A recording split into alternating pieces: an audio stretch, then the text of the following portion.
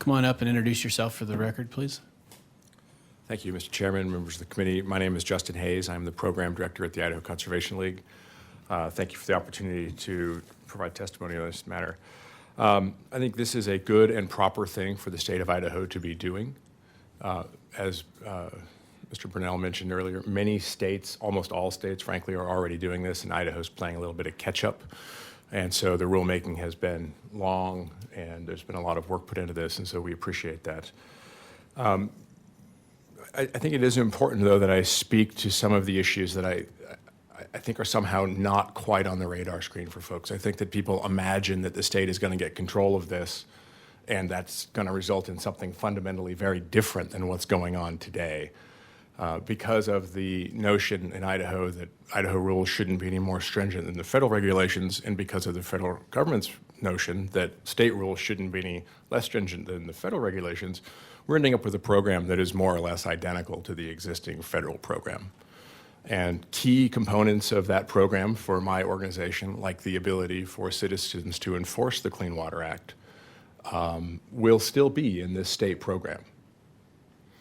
And I think it is also very important that the state take on this role, because one of the tremendous frustrations with the EPA is that the EPA frankly doesn't put enough priority on Idaho, because Idaho is only one of a couple states that don't have primacy, so it's not a big budget item for EPA to be working with states like this.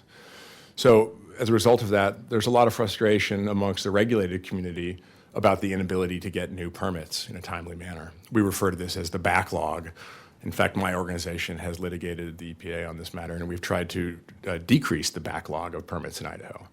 And that's very important for us to eliminate this backlog, because when new permits are issued, they're frankly always more stringent than old permits. So getting rid of old permits and replacing them with new permits is a priority for my organization. So what are the changes going to be? We're going to have Idaho staff, and that's critical. We look forward to having people based in this state who understand the industry and understand the people of Idaho. I think this initial program will have 29 staff and cost about $3 million. We appreciate that the legislature is going to be doing that for us. I think it's important, though, that you understand how this program works in other states.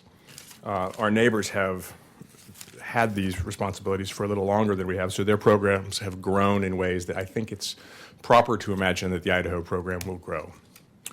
So Oregon currently has 60 FTEs and a cost of about $4 million. Wyoming, which I feel in many ways is similar to Idaho, currently has a $5 million program. And the state of Washington currently has a $19 million program with 150 employees. I don't know where Idaho's program is going to end up, but I think that starting out with 29 employees is a good starting point, and I look forward to seeing that increase. I also feel good that about half of those employees are targeted for enforcement and compliance. That is significantly more EPA staff, or more staff than the EPA currently devotes to enforcement and compliance. So I am anticipating that the permits that are going to be issued will be more stringent, and that we will no longer tolerate people violating their permits, and I am enthusiastic about that.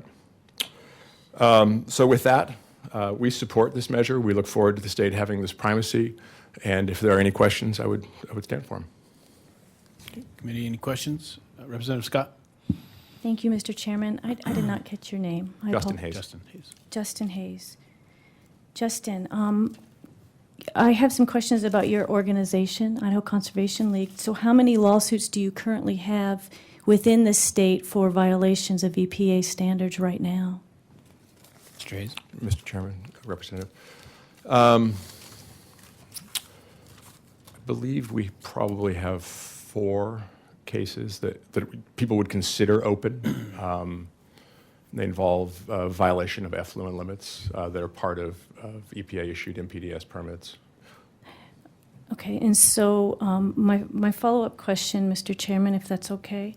So you're saying by this primacy, you're going to be able to go after more of these violations because they're going to be standardized, and I understand the equal access to justice and how if you lose a lawsuit, you will be paid back at a federal level. How does that work within the state?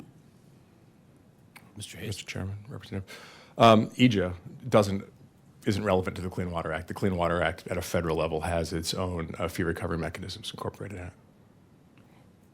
follow-up? Go ahead. So does that mean you'll be able to recover your cost when you go after Idaho ranchers or farmers and you lose? Will you be able to, if you're going through the state, will you be able to recoup those costs?